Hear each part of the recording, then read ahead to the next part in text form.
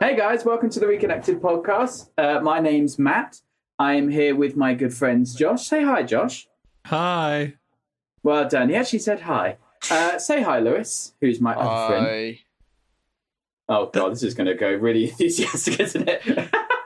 Okay, so I had to match Josh's level of excitement. Precisely match it, yeah. Did I come across like that? I'm super enthusiastic.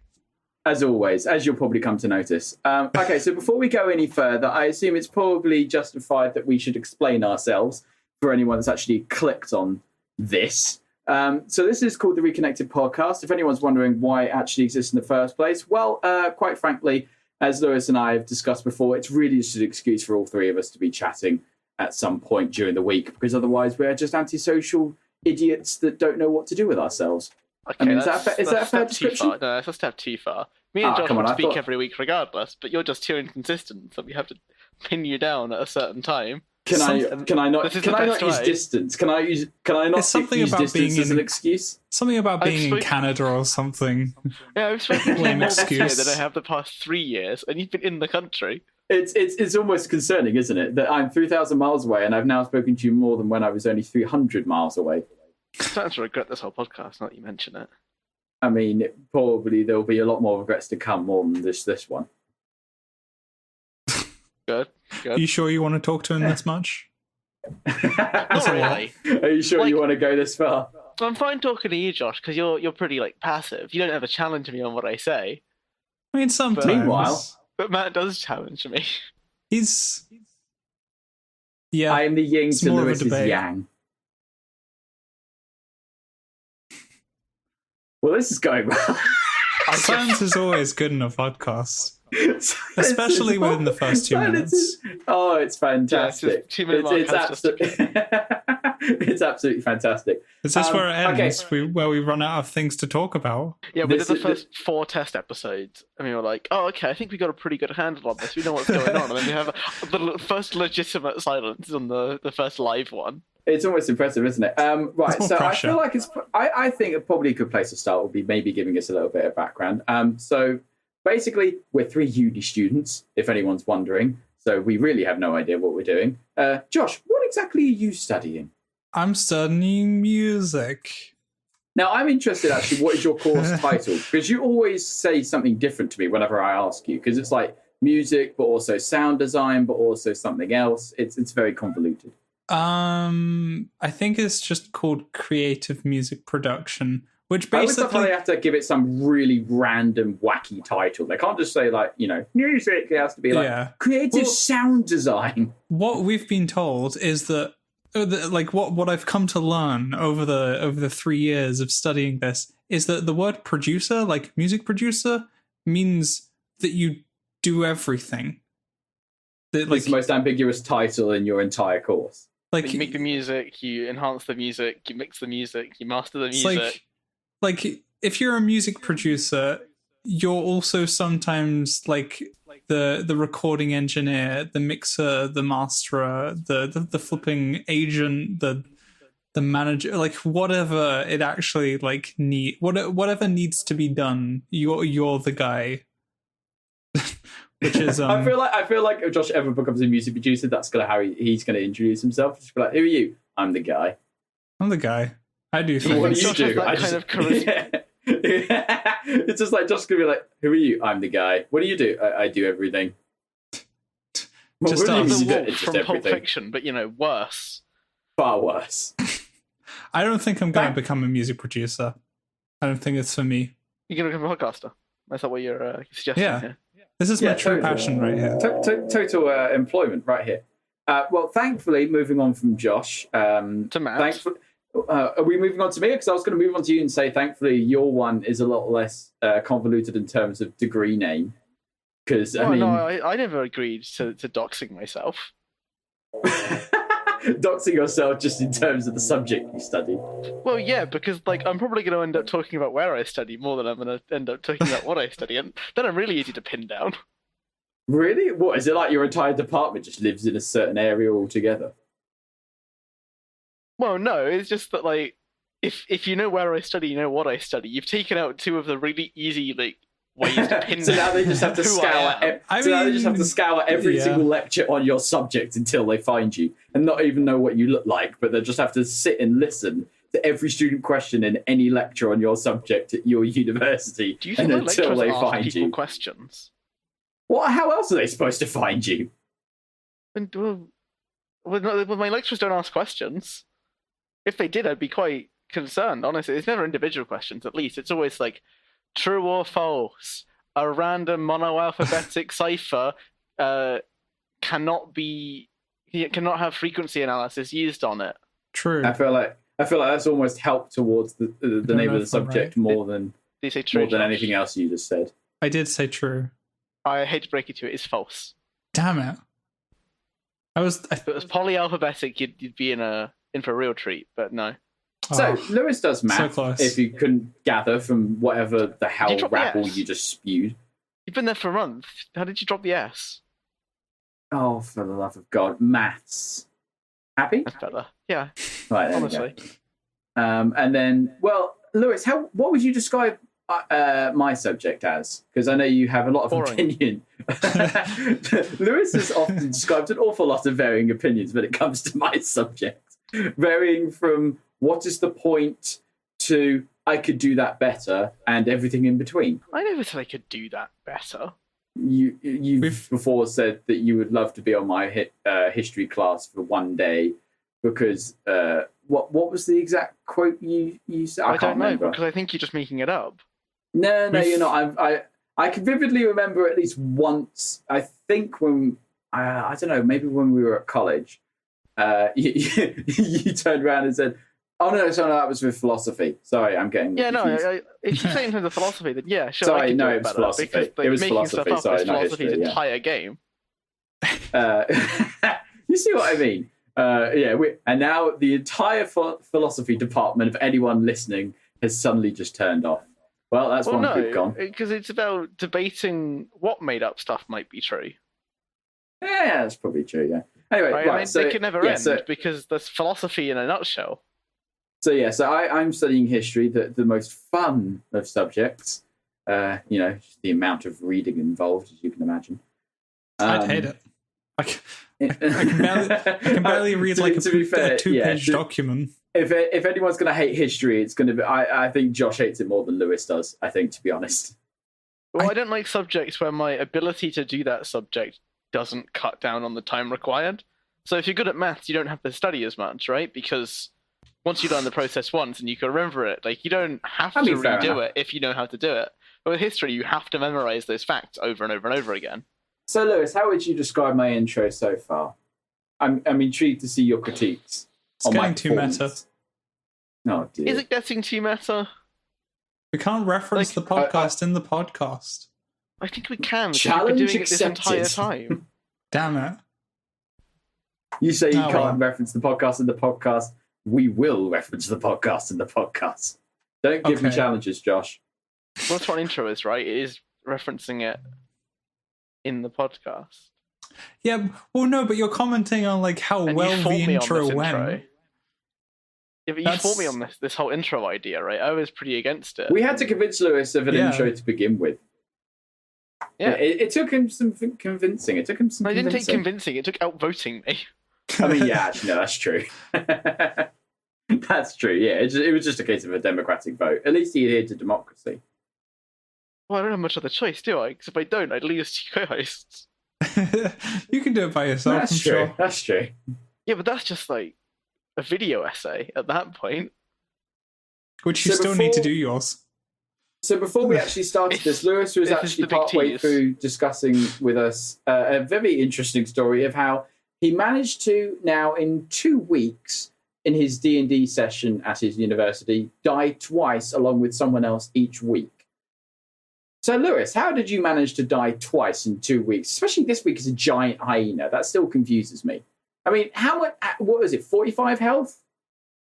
Oh, Matt, this is not as interesting as you think it's going to be, but it is filled with spite. I mean, that doesn't really surprise me. When it comes to playing D&D with you, it often does get filled with spite. You've never played D&D with me. I've always DM'd you. It's Isn't that okay, fair. Isn't fair that enough, having yeah. played I mean, D&D with you? I mean, DMs and players don't have like a feud, right? Like I don't hate my DM because I died to his encounter. I have a feud with the other player who 2 weeks in a row I died saving. I remember there Wait, was being it the same person feuds twice? with you when you were DMing. I don't recall. Do you not? No. Do you actually not? I didn't have any beef with you. Oh no, not with me. With I forget his character's name because we're not using real names here. I'm going to use some real names, just not with people close to me. Oh, okay. Is it Joanna?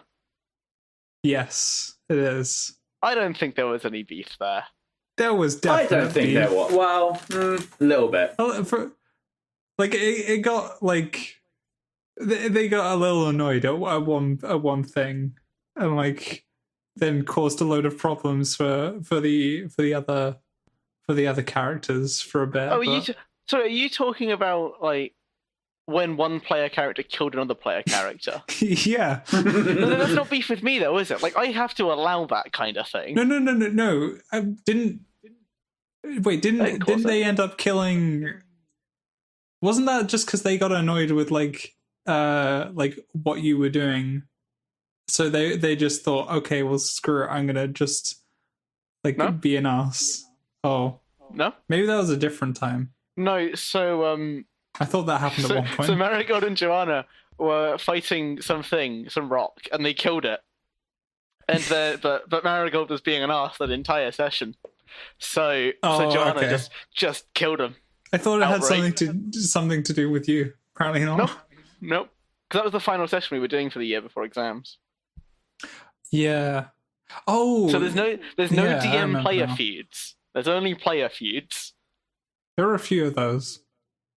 Because last week, because we're doing Waterdeep's Dragon Heist. So there was like a side adventure for Halloween that we did, which was we were like clearing out a haunted mansion that we owned. Spooky. It was very spooky, but we wasted a load of our spell slots and things immediately beforehand. So out of the 5 members of the party, there were 2 spell slots. What? And only one of us could heal. And that was me. So I had 1 healing word left. Wow. For the entire session. Wow, okay, that's rough. But it was fine because where do I start? I'm going to start on the encounter that killed us because talking about how Ivan, our barbarian, dealt 13 damage to our own party, unprompted. 30? What? 13. So, I was going to say, I thought it said 30 damage for a second. I was like, Jesus. No, that would have probably killed 2 of us outright. No, because he got imprisoned in a little gem while he was raging. So when he popped out, he was throwing a punch as he got imprisoned. So he popped out and he immediately socked Wardlayer for a reasonable amount of damage, which we couldn't just heal off because we only had 1 healing spell. It wasn't worth it. Yeah. And then when we didn't have any weapons, so our rogue passed him a knife, but just threw it at him. So I dealt 7. Nice. Oh. And then, the best way to handle Ivan a knife. tried to tackle a ghost. And took like 8 damage. Wait, why would you try and tackle a ghost when you just fall through? Yep, that's what happened. That's why he took damage. Why would you try and tackle a ghost? Because Ivan's a moron. I mean, that sounds very likely given the fact that he's tried to tackle a ghost. And then, because Ivan is a moron with no charisma, failed every charisma check. Okay, when you say he has no charisma, just 0 modifier or minus? It was like a -2. Oh, Jesus. -1. It was pretty bad. And because Ivan's really tanky and hits really hard, when he got mind controlled into protecting the ghosts we were trying to kill, it wasn't helpful. I can't imagine it was. So, when we get to the deadly encounter, which wasn't meant to be deadly, You're meant to have some kind of healing, I guess. We were meant to not be on like such crippling number of resources, and I think the encounter probably got nerfed because of that. But my encounters with D&D often seems like the most fatal encounters that a party usually has with villains and creatures that definitely shouldn't be killing you. Yeah, so we get up there and there are these little spectrelings and they summon their shadows. And we're like, oh, okay, well that's not, we struggled killing like 2 of these and now we have to kill 4. So the rogue goes down really fast and then fails a death save. And we're like, okay, it's fine. We've got like 2 more attempts before we really need to do anything desperate here. So a round of combat goes through and the rogue dies to a rogue nat 1. So they get 2 fails. Nat 1. Wow. Okay. So perfect timing for a nat 1. Because they're dead, we've decided, screw this haunted house thing. We're going to try and like revive the rogue by paying almost all of our money to the church to revive him. So not only do you have like no healing, no spell slots at this point, you now have no money. Well, we still have money because this is where everything goes wrong. That was our first mistake, but I was trying to save one of many, I imagine. Jacob's wonderful character who doomed the party. So Ivan runs over and grabs Jacob and like throws him over his shoulder and is going to try and run back. So we then start provoking the ghosts so that we can get Jacob out. Wait, okay, when you say provoke, I ran away from one on my turn to get rid of the opportunity attack so that Ivan could run past no problem. Right, okay. So I had to take a hit to do it. So I did that. I took some damage. We got Jacob to the stairs. But at this point, Wardlear and Jonathan had gone down. So they were in death saves. Yeah. Already. And then I went down. It's looking very grim at this point. So 4 of us are down. And Ivan's standing there. But luckily there's only one more like specterling left. Because a bunch of them took a kid and disappeared. I'm like, alright, good. The DM has been nice to us today. So Ivan drops Jacob on the floor, runs up the ghost, and dies. That's great. Oh my god. And then I fail my death saves. That's exactly what you want to hear. I'm just imagining this barbarian just running at the ghost, just dies. It's like the last hope for the team. Go on, Ivan, do it. So that was last week, and we were like, okay, well, it's fine. That isn't going to happen again. Because Dan, who I will call Tom for the sake of that's what I call him. Okay. Don't worry about it. So Tom decided he was going to bring a paladin so that we couldn't die, and I said I was bringing a cleric, or I might bring a cleric. So Jacob thought, I'll bring a warlock. Then I brought a druid. So now we had one less healer than we went to. I still had healing word though. Oh, you went with healing word? A healing word, so it's fine. We still had a healer. It just wasn't as good as a cleric. Yeah, Okay. I remember when, because I think you were playing at that point with a character that I had played before with, which is like a druid moon elf, I think. Yeah, those are words that are related to D&D, and if you put them together in a different order, they are correct. Moon elf druid? Nope. Elf moon druid? Druid Well, elf I wasn't an elf, but I was a moon druid. Oh, okay. Well, So moon... Oh wait, sorry. The moon refers to the druid part, not the elf part. Sorry, no, Yeah, that's the moon the bit I was refers to the confused on. subclass. Sorry, yeah. So moon druids get to shapeshift into like really dangerous animals. Yeah. That was the bit I was going at. Yeah. So, in yesterday's session, we fought this guy with a gun, which is D&D, which is pretty dangerous. He had a gun. It was just me and Jacob. So Jacob's like, "No, this guy's dangerous. I know this from my Dro history," and I'm like, "Okay, that's good." So I run at him as a bear. Like, I just go for it. I do a lot of damage. I take a lot of damage, but because I'm a druid, I have essentially like 3 health bars. Oh, So Essentially, yeah. I go down twice in my bear form, but that just pops me back out into my normal bad human form. Oh, okay.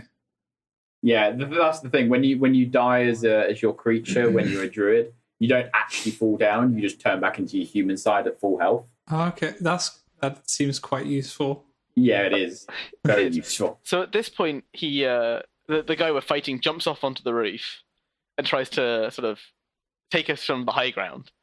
So Jacob gets up and runs at him and charges him off the building, killing the other guy outright. We're like, oh, Jesus. great. Apparently this was a really hard encounter, and we got through it with 0 casualties and no one went down. And then we went and did a dragon quest. So we went to speak to a dragon. Apparently it's a 3rd level quest. So we had to speak to a dragon, find out what was going on, and then return back. So we did that. We convinced the dragon to go away because they would get sort of screwed over by some gods and a war, and like they're good creatures naturally, so it's fine. I feel like that was 100% how the conversation actually went. Just you need to go away because like gods and wars and stuff, and the dragon was like, all right. So then we decide, as the session's coming to a close, let's go and clear out some scarecrows. It'll be easy. Oh, that was the fateful decision. That was the fateful decision. So actually, that's mistake number 3. Mistake number 2 was splitting the party to look you for split a the party. Yeah, well, me and Jacob were like, well, we have pretty high damage. We can probably take on the criminal that's killing these elves. Oh, you're early in the party, 3. aren't you? No, there was. Like, did you say I was the only healer? You're early levels, aren't you? Oh yeah, no, we're like. Yeah, you're an early level party and you're already splitting up. That's just a bad idea. So then we had the other 3 go off because collectively they're about as tanky and damaging as me and the warlock are. So we're going all right. We win that fight. So we think we can take some scarecrows. And let me tell you, I could have taken those scarecrows. I'm sensitive about in that sentence though. Note the past tense. Yeah. So what happened? We get there, and we're looking at the scarecrows to see which ones are alive and which ones aren't. Oh right, then so it's like a field of scarecrows, but at least some of them are alive. Yeah.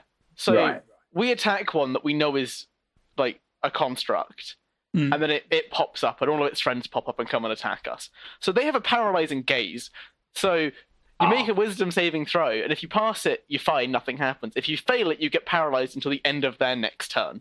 Oh, Jesus. And if you get paralyzed, you don't get to move, and if they hit you, it's automatically a crit if they're within 5 feet of you. Jesus Christ. Wait, so how many were there?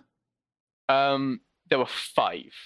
Oh, no. And oh, my God. So there were 5. So every turn, you would make 1. Because once you pass it, like I'm curious, how close do you have to be to them to be able to be forced to have to make the wisdom saving throw? We don't know because we never got far enough away from them to figure out what the range was. Jesus Christ! So that is how much damage did they do? Do you know? Well, the first hit that hit me dealt 5 damage, and that was when I was in like transformed form. So I could have taken 9 hits per form. And that was with crit. No, I didn't fail because I'm a druid, so I basically never failed those. Right, okay. I had to roll a 5 or below, so 75% chance I failed. That I passed is pretty good. Yeah. And I didn't fail them. So, first turn, 3 people paralyzed. Out of... One of them a ranger, so they should have passed it, but that's besides the point. So 3 out of how many? 5? 5. Jesus Christ. So, the fight's going pretty terribly, but we have 2 really tanky people still able to fight and like draw aggro, so they don't really take much damage. Right. And then one of our support, the paladin, gets paralyzed. That's just you. And Jonathan has his teeth kicked in repeatedly. Jonathan died. We hate to say. Again. No, Jonathan hadn't died. He was there from the beginning. Oh, sorry, no, not again. So Jacob was also paralyzed, and he got taken to death saves. I'm standing there with about 20 health with my first hyena form. So I'm thinking, I can tank this out. Good. It's not a problem. I'm fine. Yeah. I'm taking like 0 damage. I'm hard to hit. I hit hard. It's just I have savage attack as well. If I do hit, I get to roll it twice and then take the highest number. What was your wisdom modifier looking like in hyena form? It's the same. You keep your intelligence, wisdom, and charisma, but you lose your physical stats. Oh, okay. Well, that's good then. So you're still probably likely to pass all the paralyzing throws. Yeah. So I was good for that entire thing. But Jacob's got 1 fail left, and if he fails it, he's going to die for good. Nice. And he just made a character, so I'm like, I don't want him to die. So I de-transform and then cast Healing Word on him so that he gets up. Because you can't cast spells when you're in animal. Yeah, you can't cast spells in animal form, but you can maintain them. So if you have it cast once, it doesn't go away. Right. Okay. I have 15 health. I get hit twice. You get hit for 8 and 7. Wow. That's like the high end of the damage they can deal, because they deal D4s. And you got hit with it twice. Yeah. So I got taken down. Congratulations. Wardlear had been taken down. Was anyone up? Yeah, Jacob. Easy, who's up? Jacob was up. So Jacob finishes them off. I'm like, all right, great. Come and stabilize us so we don't die. Well, knowing how turns work, we have to heal Wardlear first, because otherwise he has a chance to just outright die. It's like, all right, fine, do that. If I roll a nat 1, I die. Luckily, no rogue nat 1s.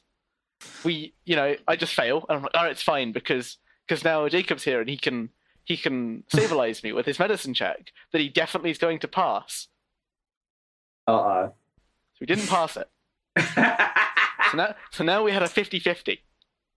Well, it was a 55-45 as to whether I died. Okay. Because what, you had to roll? I had to roll a 10 or above.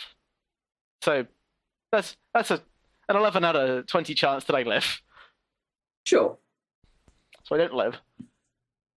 What We did know you how roll? the story ends. What did you roll? 8. Oh, you were close as well. The Kind worst of. part is, I've been told to shut up when people are making death saves. Because apparently I killed someone. How? Wait, I called what? what the number would be. Basically, every time someone dies, I call it, and I get the result pretty much correct. Wait, serious? So when I went down the first time, I called that I'm gonna fail this, and I failed it. It's not a hugely unlikely odds Wow. that happens. And then when Jacob went down in that fight, I called the nat 1 when he rolled that. See, so then when Ivan went down, Ivan was just dead in that one before. So we're not too concerned about me calling his death, even though I kind of called it. And today I called that. Not today. Yesterday I called that Jonathan would roll a 6 and he would die. Then he rolled a 6 and he died. Jesus. So I've been So you told to shut basically up. managed to You're jinx psychic. your entire team into dying. They're not a fan. So I can't imagine they would be. So I don't know whether because I play my character's name was Vizu. Don't worry about it, Matt. Don't comment. So I'm thinking of playing I wasn't Vizu, his going brother. to. Just change one letter at the end. No one will notice. Still alive the whole time. I think that's fine. Yeah, it makes sense. You've lost 2 characters. Like, it's I just, really enjoyed my time on Druid, but I really want to play a cleric that's been sent there to stop Jacob from going down exclusively. Just that and no other reason. Your main objective. Yeah. Yeah, I think that'll be my sounds main good. objective on my new character. Or I could play a barbarian that's just so anti-Jacob that he never helps him. Because we were walking back to the bus, because Tom and Phil take the bus and I walk home. So I was waiting with them, and we were just like, so we're never helping Jacob again, right? That's just agreed. We're never helping him again. He can just die. He's got enough So help. Wardlear is now the only person who is alive and has been alive since the beginning. Oh, wow. You've seen everyone else And die. this That guy's was never quick. played D&D before. Wow. Wow. Luck is really on his side. So what luck is on his side? He's playing a ranger, so he gets to stand a 60 feet back. Oh, okay. Yeah, that helps. That helps. It really would. On a slightly separate note, and this is based on a conversation that Lewis and I had the other day, but we haven't asked Josh yet. Josh, I'm intrigued to see what your answer to this would be, and anyone in the conversation can probably write down what they would think as well. Right, so Josh, Yeah. a watch, like a standard watch. Oh Right? god, we're doing this. Yeah, Sorry, no, I mean- I thought you were going to do the dictionary one. No. Oh no, actually no, we can do that one as well. But right, Josh, a watch, yeah, standard watch that you have in your wrist, right? Yeah. A Made of metal. wristwatch. Is it? Would you say it's more or one of which one of these? Jewelry or a utility? If we're talking about like standard wristwatch, Like, okay, Yeah. I'd say smartwatches are more utility. Right. I'd agree. Like a watch is more jewelry, because it's like everyone has a phone. Everyone can just get the phone out of their pocket and check the time. If you have a watch, it's more of like you put it on your person to like make, like I don't know, you like So how would you watches say a look. few decades back, when obviously smartphones weren't around, that a watch was more of a utility than jewelry? Yeah. I mean, even like 15 years ago, even 10 years ago, like it was more like it's convenient to have a watch rather than a phone, because I don't know, it's not. So you're saying, like 20 years ago, watches were jewelry? Is that what you're saying? No, currently they are. They're currently jewelry, Because of smartphones. Well, yeah. but not smartwatches. No, I'd say smartwatches are more utility, because there's But like, can they be both? Like, I mean, yeah. Well, I assume you've seen how much like the Apple Watch is, and the fact that it had like a gold-plated version. I think that was the gold-plated one like 10 grand or something. yeah, it was pretty expensive. Is that jewelry though? Yeah. So Apple Watches aren't jewelry, but that one is. Well, that one was okay, You're wearing but that 10K one was on your wrist. that one was specifically like made as jewelry. Like, I don't think you could What about a argue phone? against that. What about a phone? We don't wear a phone. What? No. But well, you can't wear a phone. Okay, but it's still You fashion. wouldn't steal a car. Yeah, because obviously, I was just going to say, because obviously you can get like diamond encrusted like adverts. Apple phones or whatever. Yeah. But also, this got onto an interesting point that Lewis and I raised to Lewis, which was because we looked up obviously the definition of jewelry, because that makes sense, and obviously it referred to like small objects on your person that are usually made out of either precious jewels or precious metals, and obviously no reference to clothing materials and fabrics. Okay. So then I turned around and said, what if you had, like, imagine like a whole necklace that went around your whole neck, and attached to it was like a piece of like, I don't know, cloth or silk or, some sort of fabric that then stretched and reached down the whole length of your body. Is that clothing or jewelry? Clothing. You say it's more clothing. Now, Lewis said, if it was untied, it's jewelry. If it was tied to you, then it's clothing. Like if you're using it more as like a cape kind of thing. Not a cape. No, it stretches around your whole body. So, like, imagine hospital gowns. It's Yeah. like a hospital gown, So if you except have to there's tie no it at gap the at the back back. to keep it on you, Yeah. then that's clothing. But if it just flows like a cape, Well, yeah, that's what I was saying. If it's not like clothing. more of just as because then it's an accessory. yeah, it's not jewelry. It's not providing like its main function isn't clothing. At that No, point. Also, why do I its feel main like function is that to design has provide, already like, been used at buffs. some Met Gala or something, like like Beyonce or Lady Gaga or someone's already rocked up in that kind of an outfit. I feel like that's probably happened already. That kind of idea of like just a necklace with a piece of fabric hanging down from it. I feel like someone's probably. definitely worn Well, that to some the thing, like clothing, fashion thing somewhere. like are there quite a few, like, I guess it's more in like dresses where they have like bits of metal kind of linking bits of fabric together. Yeah. I'm sure I've seen that on No, occasion. that's interesting. I was just interested to hear what your response would be. Obviously, guys, you can let us know down in the comments as well what you think, because I'd be interested to see what people actually think on that one. It was just a bit of an obscure thing that Lewis raised the other day that I thought It was took interesting. 30 minutes in the first episode, Josh. Of course, I was going to reference the audience. Of course, I was going to reference them. Yeah. I mean, it makes sense. Our dedicated, numerous fan base. Numerous. 0 is a number, you're right. Oh my god, you're going to try and get me onto the alphabet with now alphabets, aren't you? No, not so. I thought that was what you were trying to do when you said like Well, no, it's still a number. 'cause Even zero if it's exists. Sounds in like the you're set trying of to do that, integers. Matt. Well, yeah. Sounds like no, you're trying to do that. I want to talk to Josh about no, dictionaries. I don't want to. Actually, yeah, that's more interesting, yeah. Josh, Yes. you know the dictionary? No. You read it, back, front to back. It's my favorite book. Multiple times. Well, to be fair, it has every word that any other book could have in it.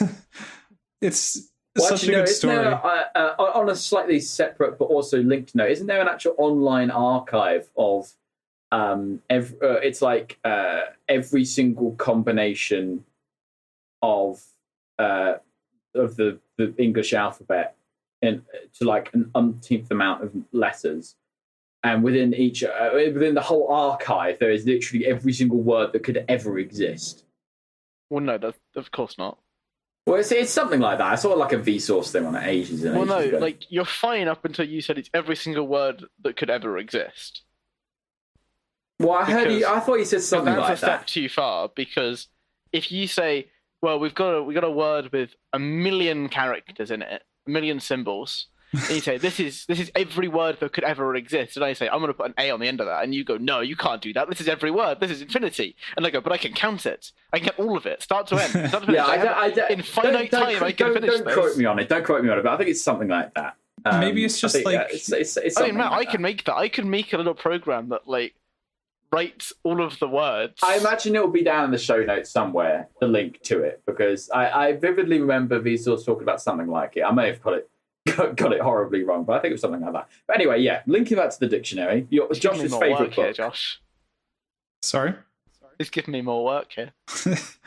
Yeah. Oh, I can now find the link making if you me want. find I this can find the link. I can Gonna find the have link to- later if you want. Gonna have to do a lot of scouring.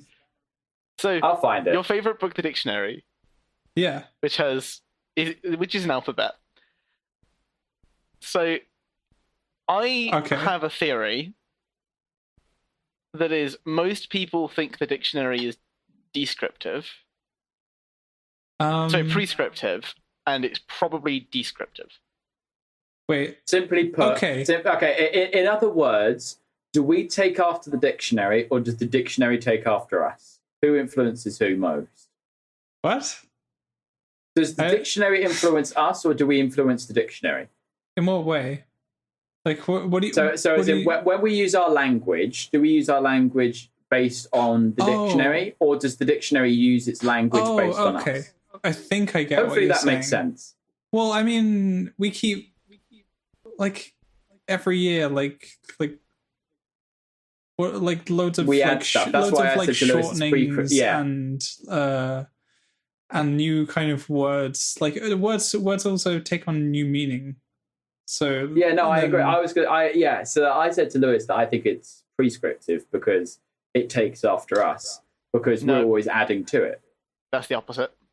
Oh wait, descriptive even. You mean descriptive? It describes Yeah, how sorry. we Yeah. use the words, not prescripting how we Okay. use them. The problem I I mean- have though is if I use a word wrong, right? If I say, I can't think of an example because this is hard and I didn't think I was going to be talking about this today. But if I use a word incorrectly and Yeah. someone points out, oh no, that's not what you mean, you actually mean this. So I said word X and they correct me to word Y. If they Yeah. got what I meant, does it matter? Not really. Only really if Hmm. that thing is used in some sort of official capacity. Like on an everyday sense, if you say one word but it actually means something else, but everyone gets what you mean, then it's not a problem. gonna correct It's you, like a typo. It's like an out loud typo. It depends, like who's Do getting. you think that typos came first? Yeah. Okay.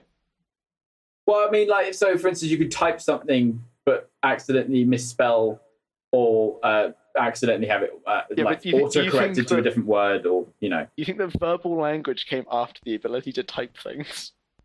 It was an analogy. It was an analogy. Typos are really just misspeaking in word form. I mean, yeah. Boom. But We're no, getting in deep answer to here. your question, Lewis, I don't think it really matters on an everyday sense. Only So would it it matter doesn't if you were matter. writing Well, something official. It depends though, because like if you're familiar with a person and how they talk, them using the wrong word isn't going to phase you too much. But also, I don't think, yeah. How do I win an argument if I can't correct someone? Wait, but Well, you know, I mean, correct them on their use of words, or correct them Yeah, on. this is the way to win every argument, right? Is that like I wait Oh for you my to say a God. word wrong and then I tear into you about it, and oh, you get that's such so a terrible. flustered Yeah, by me tearing into your The thing use is, though, of this I can language. definitely speak from experience. I can definitely speak from experience. This is literally how Lewis does it. Oh yeah, absolutely. and it's infuriating. You are no cheap tactics. He'll stay silent. He'll just say silent. And he'll stay silent until eventually you'll just say one word wrong and then he'll go, excuse me? He does. I listen to your argument, right? And then I hear it's wrong. But, like, arguing with people to change their minds won't work. So at that point, you just go for irritation. I think also for some people it matters more. So, like, for instance, my parents, but especially my mum, will very much care about that sort of thing. If I say a word wrong, then or mispronounce it, especially. So I don't know, like for instance, especially if I math in front of her, did it go wrong? No, it didn't. But like for instance, especially with missing out letters. So if I say it doesn't matter, if I said instead of it doesn't matter, if I say it doesn't matter, then that would really infuriate her. That would infuriate me too. Yeah, that kind of thing really infuriates her. I was taught to speak properly. Yeah, exactly. Queen's English and all. I have I don't know. It depends on the word quite heavily. I'm not sure of an example like off the top of my mind, but there is. If you say a word, some... I think for examples of words where I would correct someone is if they say a word, but the word they're actually trying to look for is the opposite word, I would probably correct them. Like prescriptive no, but and with like exactly, yeah. With what like you that, yeah. With what you were saying about like the missing out letters of a word, a lot of the time, I just feel like it's just. I mean, maybe not too much effort, but it's just annoying to kind of like properly sound out each syllable correctly. But you think water is too hard of a word to say? You're now going to start saying water. Well, no, but that's okay. But saying the T isn't like you don't have to. It's a common thing that people don't say the T in water, like water. Water, especially in some places in the country, especially like London. Replacing it with a D, I find that's not as bad. Water. Yeah, that's fine. Water. I do that. If I start speaking because it flows better. It flows better than properly pronouncing the T. I think that's another thing is speed. If you're like speaking really quickly, which I think Lewis definitely does have the tendency to do, then not at all. To be fair, you do like pronounce your stuff even with speed pretty well. Yeah, he does. I heard the recording because I do the second listen through, and I hate how I speak. Well, I bet you're going to start loving yourself by the end of this. It's not eloquent enough? No, not really. I can hear the slur.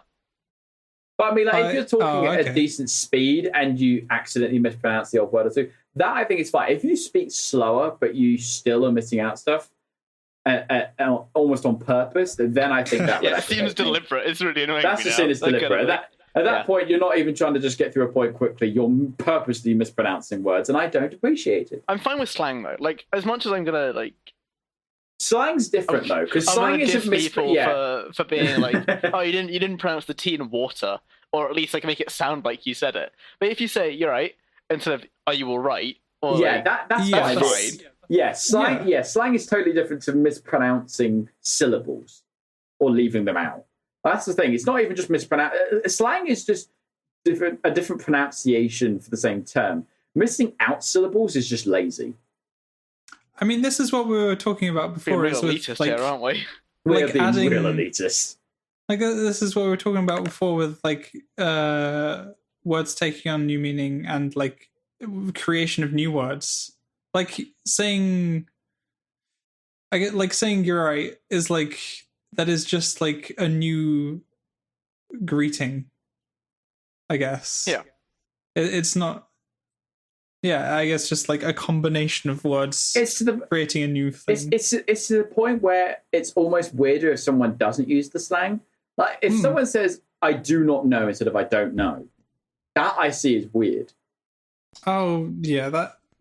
Like don't, won't, can't, shan't, anything like that. If someone doesn't use it at this point, it's almost seen as weird by me because it's just used so colloquially at this point. God, don't you dare say that, Matt.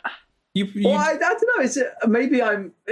I don't know. If someone says like, I'm sorry, I do not know that. It's like, that sounds emphasis. very odd to me. Well, It has more emphasis, use, definitely. It depends on the pause. If I say I do not know that, Yeah, you like use that's it for different to say effect. I do not know that.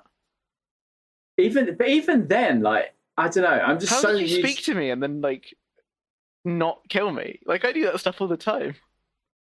I guess I just don't notice it. I've just thought about it now, and it's just, I don't know. It's one of those things where I'm just so used to people saying like, "Don't know," or "Sorry, I can't do that," instead of "Sorry, I cannot do that." Lewis, when you do that though, you're usually like it's you making a point and like emphasizing, like you're emphasizing that point by like spreading it out. Yeah, it makes sense when in your use case. You know what doesn't make sense? What? Don't. Like the phrase "Don't you dare" does not make any like actual sense when you unseparate. That's the thing, yeah. It's like no one can say yes. Statement, "Do not you dare" is not a real. Do not you dare.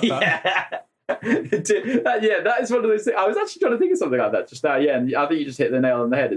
It's to the point where, yeah, if your mum turned around and said, "Do not you dare do that," it's like, what? See, my mum would never say that, Matt, because I respect my mum's boundaries and she respects mine. To be fair, I don't actually think I've ever heard my mum say that. I don't think anyone said that. Do not you dare.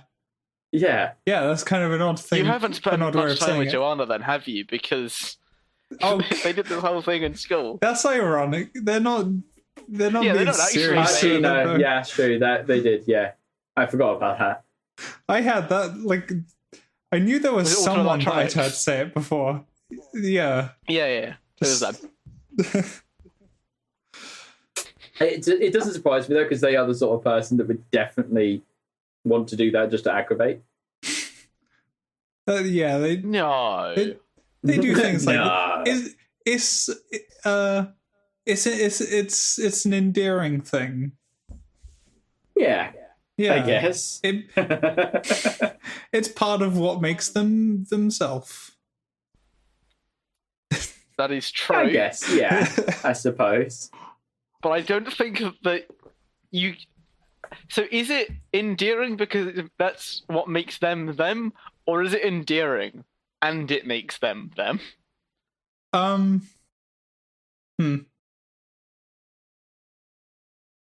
guess it. Well, it's just like as soon as I realized like that they say like "Do not you dare," like as soon as you mentioned that it was them, I was like, oh yeah, that's like definitely them. Like that, I can hear them saying it's that. just it's like that is a thing they do. I think it's also interesting how with double negatives, how we've managed to incorporate them. Like, for instance, saying I haven't done nothing, or as it's usually said, I ain't done nothing. I think I'm not. Yeah, that was an assembly we had once. Oh, that was fun. Lewis, you weren't with Josh and I when we were in form. Josh, do you remember Amber? Oh, wait, was she? Do you remember?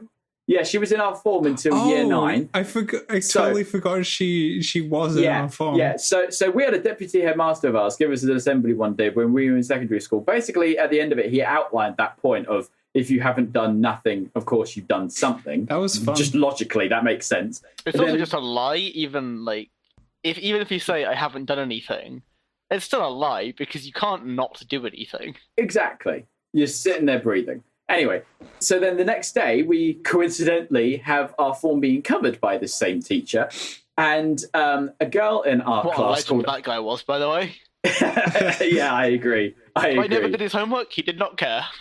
Oh, really? Yeah. I never had him as a teacher, though. We had a project. We were meant to do like 3 pages or something. He was a geography teacher, wasn't he? Yeah, my geography teacher in year 11 was talking about how she expected 3 pages from like the project that the year 7s were doing when I was in her final year. And I was like, yeah, I did like a paragraph. But anyway, so the next day, I still remember this to this day because I just remember Josh and I just trying to claw our own eyes out and smashing our heads on the desk when this happened. But so we coincidentally had this same deputy headmaster the next day for covering us on form. And this girl in our class called Amber basically spent, I kid you not, the entire form time, which must have been about, how long's form? 15, 20 minutes? About that, yeah. About that, yeah. The entire form time was spent just consisting of him going over with Amber this term over and over again because she couldn't understand. She was like, but sir, if I ain't done nothing, then I done nothing. Like, I don't get it. And he was literally for 20 minutes just going over, if you haven't done nothing, you have done something. Literally this over and over again for 20 minutes. Josh and I were literally just trying to end it. It was clear that it wasn't going to work out. She wasn't I remember literally smashing my head on the desk at one point, just wanting form to be over, just more than I wanted my next breath. You decided try explaining it brain in like damage was... mathematical terms? He may have done. I don't know. Because if you write out the sentence and then you put negatives, he wrote it out. He wrote it out. thing. He wrote out the sentence on the whiteboard and highlighted, the two negatives, and she still didn't get it. I think it was just more that she just wanted to like attention. It may well have been that. Well, but I think it's also the fact she that wanted it was to oppose him. Probably. Well, I think it's that, but also probably the fact that it was so ingrained in her brain that if you haven't done nothing, then that it means that you've done nothing. Yeah, I guess. Yeah, just but as you say, Lewis, it may have been helpful if you'd actually put it in mathematical terms of negative and negative. I don't know. I don't think so. Maybe, I don't know. Like, it would definitely help. Mathematical terms is quite simple, but like most people, that's not true. For instance, moi. Yeah, like you. Yeah, this is why I never asked Lewis what he's learning about, because it would just break me. Yeah, see, Josh is not really interested in what I'm learning about. It breaks me too. Somewhat interested in cryptography. I can understand it to a point. So you've been doing Visioneer ciphers recently. No, I'm saying that correctly, by the way. Sorry? We've been doing Visioneer ciphers recently. I have no idea what that is. The correct way of saying it. If you ever look it up, it will look like it's veneer. It isn't. Where's the S coming from? Really hard by my professor. Okay. He was covering a lecture. He wasn't even my actual professor. But like, apparently the French really hate it when you say Visioneer wrong. Or I'm being trolled. And, he really hope he's actually trolling all of you so that you could just singly go over to France for that one occasion, say the word, and have everyone that you meet hate you. He's just producing a class of just people ready to go out in the world and make a fool of himself. I mean, to be fair, that would be an absolute legend of a professor, to be honest. He was a substitute. He was okay, fine. A legendary substitute. He hadn't taught this in 10 years. Oh, really? Jeez. 10 years? My actual professor was ill, so he came and stepped in. I had him for number 3 the year before as well, so I knew how he taught. Oh, okay. Well, that's at least somewhat helpful. And then I overslept his next lecture, which was the same day. Nice. I have an interesting thing to ask both of you. I'd be interested to see what your answers actually are on this one. No, you're not. You know what my answer's going to be. You don't have to ask me. Well, no. It wasn't going to be a philosophical question. I don't even know the question. It was on gaming. Okay. So recently, I've been playing through. I've already done COD 4, Modern Warfare, the original, and then just I'm part way through the Modern Warfare 2 campaign now, playing them on PC. And I thought you were going to say the difficulty there because it's really important. You tell me what the difficulty. I was playing it on regular. I'm playing it on regular. Okay, I'm not a hardened vet. Okay, I haven't played the games in ages, and. Are you using a mouse and keyboard, or are you using a controller? I am using a mouse and keyboard. If anything, because I can't use controller because the games on Steam it just are not actually controller adept. Yeah, you can't actually use a controller for COD 4 and COD. So for Modern Warfare 2 on Steam, unless you actually download specific software, you can't use controllers. I definitely recommend using keyboard and mouse for like first-person shooters anyway. But anyway, I was playing the games. It was bringing back a lot of nostalgia for me because these are games that came out when we were younger, and I do vividly remember on my Xbox 360. I can see where this is going. Putting too many hours into games like this. I can't. So my question was going to be, what kind of games come to mind for you two when you think of games that are nostalgic from your childhood? I feel like I already know what Josh is going to say. I already know part of what Josh is going to say, but I'm interested to see what Lewis is going to say. This is like a 16-hour conversation. No, don't worry, Josh. I can cut this down into a nice small amount. So you know Halo. I'm not asking all of them, but just some of them. You know Halo. Halo, yeah. I think I'm familiar with it. So can't wait to play it. I played a lot of Halo, and it's being remastered soon. So Josh, will you be joining me in my lasso run of Halo? Oh my god! Is this Reach? Yeah, it's Reach. Oh my! We can do it. We can do it so soon. A couple weeks. Oh, it's coming out soon. I just saw it advertised on Steam when I was on the store earlier. For, like us to finish up this term. It comes out like 2 weeks before I finish, and I have no exams until January because I don't have to do coursework or anything. So like the moment it happens, I'm ready. We're definitely playing Halo Reach. With a lasso rule set, of course. We're definitely playing Halo Reach. Oh, okay. I don't think we can do it. Yeah, but it'll be 4 of us. Oh, okay. So who? Because Joanna and Pep are going to join us. Okay, cool. So it'll be 4. Yeah. We can go through it. Okay, so the last 2 rules entail what? So I'll pull up the list of skulls, but it's legendary all skulls on. Jesus Christ. So let's see I'm what gonna I can get find. carried so hard. You know that you can't, right? Because of one of the rules of lasso runs. Oh no! If I die, we all lose, don't we? Yeah, you can't just like get killed repeatedly. Okay, is it okay if I like just hide behind you guys then? I don't think the enemies get any harder, so it's probably fine. So okay, basically, this is gonna. Okay. So basically, this is going to entail Josh just being, just utilizing the 3 other members as human shields. Yeah. Would you like to know the skulls that you may turn on? Oh, this is going to be horrible. Iron. The Iron Skull causes the mission to restart if the player dies during the campaign for whatever reason on cooperative wait, hang play. on. Mission restart or campaign restart? Mission restart. Oh, okay. Campaign restart would be so brutal. Yeah, it would be terrible. That would be terrible. That's just actually cooperative terrible. play, if one player dies, everyone is forced to restart back to the last checkpoint. And in Firefight, the skull disables respawning after the player dies. Black Eye. The Black Eye skull causes automatic regeneration of the player's energy shields to be disabled. The only way to regain shields is to perform a melee or perform an assassination. No! Wait, hang on. Sorry, say that one again? You can't regain shields unless you melee enemies. That's terrible. You might be aware they all have guns, so the only way to melee them is to run through the gunfire. Oh my god. Tough Luck. The Tough Luck skull causes enemies to evade vehicles, dodge grenades, and heavy weapon projectiles. What? Oh, Ungoi would be less likely to free and could easily turn suicidal. I don't know what that means. Banshees are more likely to perform evasive maneuvers when locked on by heavy weapons. Oh no, this is terrible. Enemies throw grenades twice as often, and always drop grenades on death. That's horrible.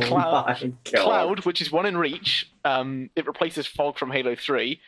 It causes the player's motion tracker to be disabled. So you don't have a reticle. What? Wait, you don't have a reticle? Nope. What? So how... Wow. You can't even... Wait, but you can't aim down your... I forgot how mean Halo can be. You can't aim down the sight in the game. You can. Wait, can you? Yeah. What? I thought that was like one of... Yeah, you just look in the right stick, you can aim down sights. But it's terrible. Okay. It's only really good on the DMR. Or a sniper rifle. Oh, that... Yeah. Okay. There's Famine, which causes all dropped weapons ammunition or charge to be reduced by 50%. Weapons in crates and Spartan lasers are unaffected by this. Thunderstorm causes enemies' rank to increase.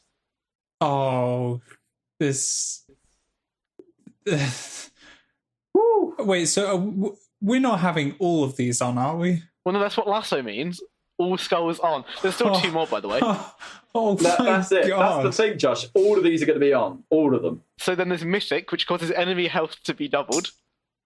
What? Oh my god. What is this? I think headshots still kill on grunts. This is... Okay, so at least grunts insane. can get killed with 1 headshot, but everything else will still require multiple headshots to get killed. And this is the one that summarizes the entire run. Tilt. Exaggerates strengths and weaknesses of weapons. For example, the Magnum is only a quarter as effective versus energy shielding, while the Plasma Pistol is only 2/3 effective against health. So essentially, we're going to be dealing like No. a So you have to 10th have like a plasma and like a physical weapon. So you're completely nerfed. Your enemies are completely buffed to hell. The entire hardening of the entire difficulty of the game's hardened. Hitting everything is harder, and when you hit them, it does less. I haven't played Halo before. And the game is rigged against you practically. Is this really going to be my How first long has it been, experience Josh? with Halo? I was going to say, Josh, how long has it been since you played Halo? I played it I've probably played Halo for like 2 Have you hours completed total. Have you completed a Halo campaign? Never. I haven't. I've played like one I've completed mission. 3, Reach, and 4. I've done Reach and I've done Halo 4. This. I would say I can't believe you skipped straight to Halo 4, but then I skipped straight to Halo 3. Even though I have tried to play through the other two, I just can't. I never grabbed Halo 3. I just got introduced to Halo when Reach was coming out. So I did. Well, shoot. Hang on. So you're doing all of the Halos through that. Yeah. Oh, there's some secondary Wait, we're scrolls doing which all of them? aren't as bad. Yeah, we're doing all of them. We're doing all of the Halo games. Like When, this. So wait, when do the other ones come out? I don't know, one, two- but we have to finish Reach by the time 3 comes. Halo 1 comes out. So 1, 2. Next year is going to be busy. Which one's coming out first then? Reach. Yeah. So it's Reach and I then think it's it's 1, chronological. They're doing it, so it's Reach 1, 2, 3, 3 ODST, 4. ODST, and then 4. Right. Okay. Oh, really? Wow. Okay. There's lots to do. So you must be ready for the absolute nightmare that I'm going to inflict upon you. Oh, How long do you think it's going to take? I don't If know we if we'll be able to require do it. all 4 people, we'll never finish it. If it's just me and Pet Ben, we might finish it. Yeah, you guys could probably do it. I think 2 I people feel like would Josh also is be definitely going to easier. hinder you. Definitely. Oh yeah, I think that's why I'm being included on this. Is like, it would normally be too easy, but Yeah, Me all being- we it would need be the too easy, hindrance but of you being like shot from the distance. I'll just run in and you'll make 5 seconds of progress each time. Because me and Which one, Pet Ben, guys? we did Halo 3 on Legendary. We died a lot. Okay, so that was legendary, but that wasn't all the skulls. It wasn't all the So how skills. are we? Yeah, I trust me, think Halo legendary difficulties. Halo difficulties are also notorious without skulls for being incredibly hard. I mean, Legendary is not actually that difficult if you're allowed to use checkpoints. Okay, but we're said the amount of that's why 2 people is easier than 1, because with 2 people you can just play it as if you're a single person but have a checkpoint. Oh. Wait, but if one of us dies, we all Checkpoints, die. Yeah, Yeah, if one of you dies, you all get sent back to the last checkpoint. but you have twice as much damage. Wait, do we? Well, yeah, because I there's thought 2 we of had us. Or 3 of us, or 4 of us. Oh yeah, but in actuality, that's only going to be half the damage of normal because of all the flippin' nerfs that we're Maybe. going to have. Enemies can die to their own grenades, though. Is that how we're going to play? We're just going to be waiting for the Because enemy to kill when they group themselves.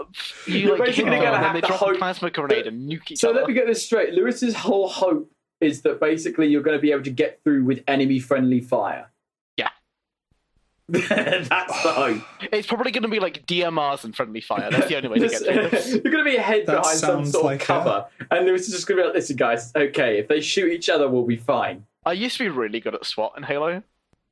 Not Really? normal Halo, but SWAT specifically, where you have no shield and headshots Yeah, I kill. was going to say, yeah, SWAT, yeah, I know SWAT, yeah. I have no idea. SWAT is basically an online game mode you could play where there was no shields, and there was no protection for your character other than just your health. The damage was Yeah. permanent. Yeah, Okay. damage is permanent, yeah. So I'm looking forward to it. I'm I'm going to finish less this looking forward to Minecraft it mod now. pack so that I can actually play it. It's such a burden being a gamer and having so Yeah. much to do. We're the most oppressed group. We really are. Most depressed group. This is why there's so So much mental health talk nowadays, because games are so popular. Yeah. So getting back on the nostalgia run, what kind of other games come up to mind other than Halo? I played exclusively Halo in my youth. I played No, that's not true. only Halo. That's I not didn't play true. anything else. Can I say Minecraft even though I still play it? Yeah, sure. I mean, yeah. Minecraft. Yeah, Minecraft is a huge one for me too. It's like the best game. It is really good. I'm trying to remember who introduced it to me. I think Josh must have. You don't play Minecraft, Matt. We tried to get you to play Minecraft one time. I did play it. I did try to play it when I was a little bit younger because I think Josh introduced it to me. To be fair though, if I remember correctly, I think you told me that you one of my first sort of brief knowledge of Minecraft was, I think Josh was talking to me about it when we were at secondary school. I think you said, I tried it on my phone the other day and ended up digging down to bedrock for 2 hours. And I really enjoyed it. I was like, you dug for 2 hours and enjoyed it? Like those first experiences of Minecraft are like they're very precious to me. On one hand, I wish I could re-experience it. On the other hand, I don't want to lose like the years of knowledge I've developed in Minecraft mod packs. I lost my original world that I had, and I'm so my bummed original about world that. is on my old computer. Wait, do you actually which I sold to Marigold. No. Wait, so it's not. It's been deleted. Yeah, it's been wiped. Because I vividly remember everything that I did in that first world. That first world actually lasted me a long time. I know the seed of the world. I could really? for one recreate that world. Oh, I couldn't even get close to. It was on anything. the seed Alicia. Okay. So top of the white. I remember playing it at one point, I think on the Xbox. I think I remember doing that. That's like the worst way to play Minecraft. Yeah, I know, I realise that now. You have a I crafting book and I remember the only thing I actually ever managed to try, well, not managed to, but the only thing I ever tried to do, if I remember correctly on Minecraft, was actually try to recreate the Enterprise, because, that's the kind of Star Trek fan that I am, that I just spent hours just trying to create the Enterprise. I don't even know why. Well, that's like the whole... Why did you do anything? Why would you write a a book? guess. Why would you make a TV show? It's fun. Enjoy it. If you say Cartoon Network. Cartoon Network, put me up. I've got a great idea for you. Literally, Lewis. This one's going live. I can actually say this one. I don't know if it belongs on Cartoon Network. It does belong on Cartoon Network. Does it? Fine, Nickelodeon. Adult Swim. Put it on the Disney Channel. Why not? It would work. But isn't it a lot darker?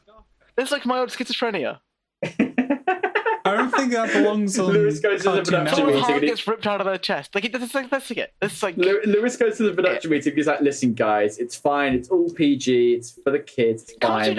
Listen. We've got mild schizophrenia, and we've got a guy that dies by having his heart ripped out from his chest. Apart from that, talk to Adult Swim. No, but Cartoon Network airs Adult Swim shows after 12 p.m. What? Really? Okay. Fair enough. So if Adult Swim would pick me up and they would help me make this show, I'm open to offers. That's your hope.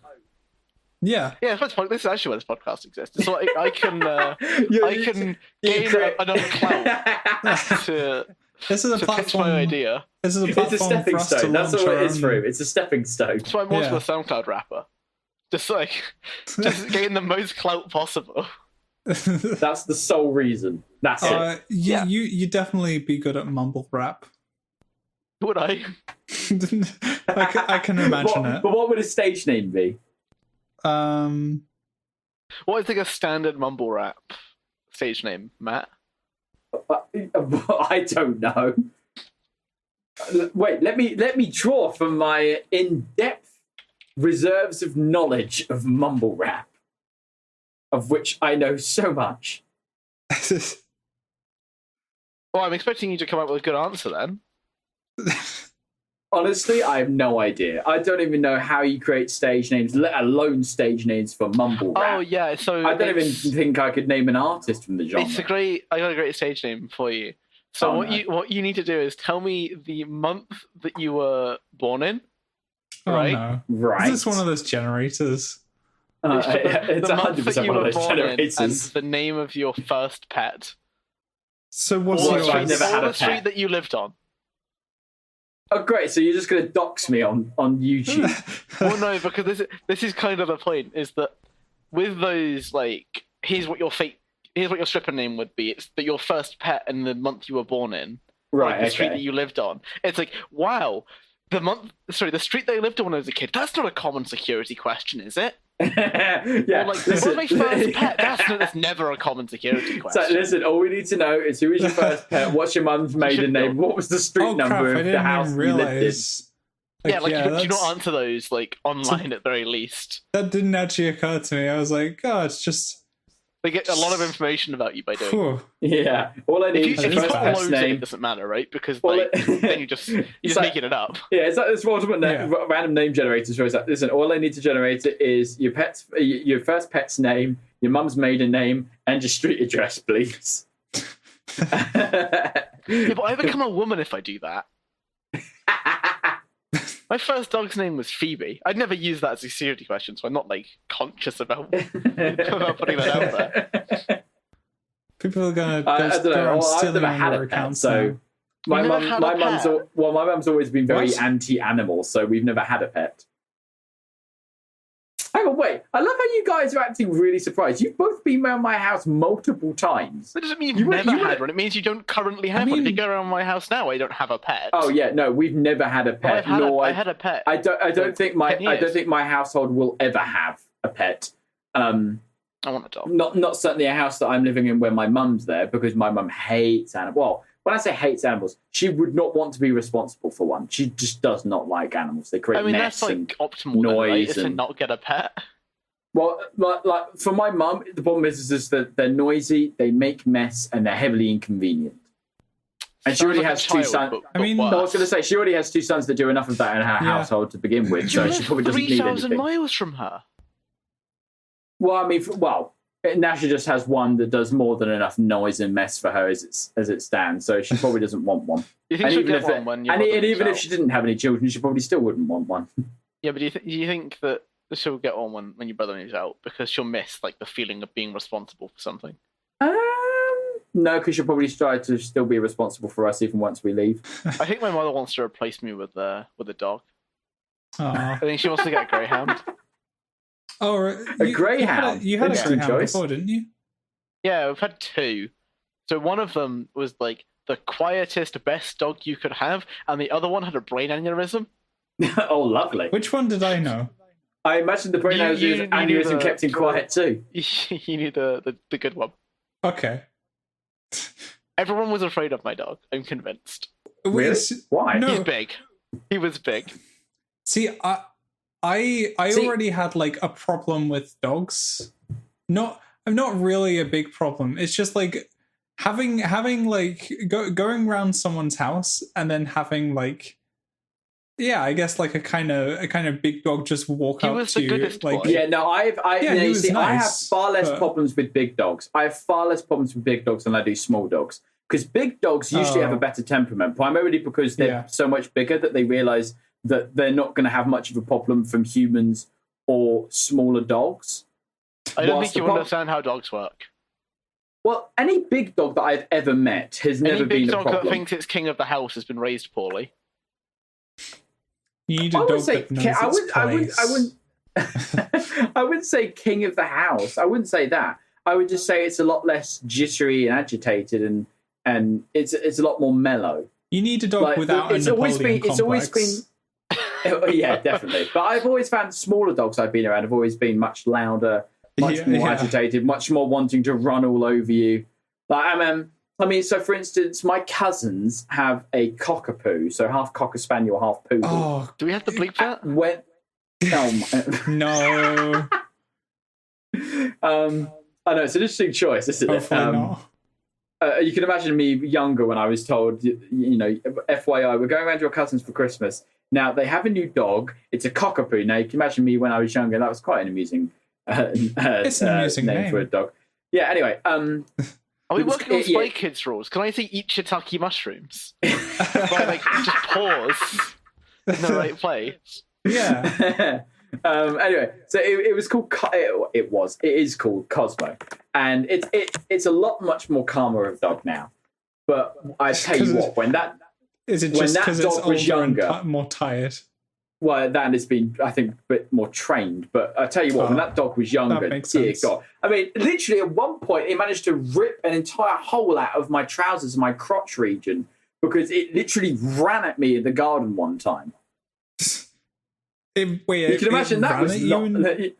I was in the garden, in my cousin's back garden with my brother, and this thing literally ran out the house and just beelined it for me, and literally just then ripped a hole out of my trousers. You can imagine that would be traumatizing to a young child at all.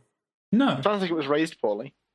But anyway, I mean, probably, yeah. No, this is just it. It wasn't heavily disciplined when it was younger, I don't think, or it wasn't well controlled, I don't think. No. Because my dad has dogs, dogs, and if they're not trained well. But luckily, they're Jack Russells, right? And you can pick it up with one hand. People always it's a similar sort of thing with children. You know, if you see a misbehaved child or you see a misbehaved pet, people always want to blame the child or the pet, but in actual fact, it's always the owner or the parent. I think with kids, sometimes they have a brain aneurysm. Okay, fine. Sometimes they have a brain aneurysm. For the most part, though, I think with kids, often people want to blame the parents. Yeah. I think, I think it's probably true that some kids are just bad.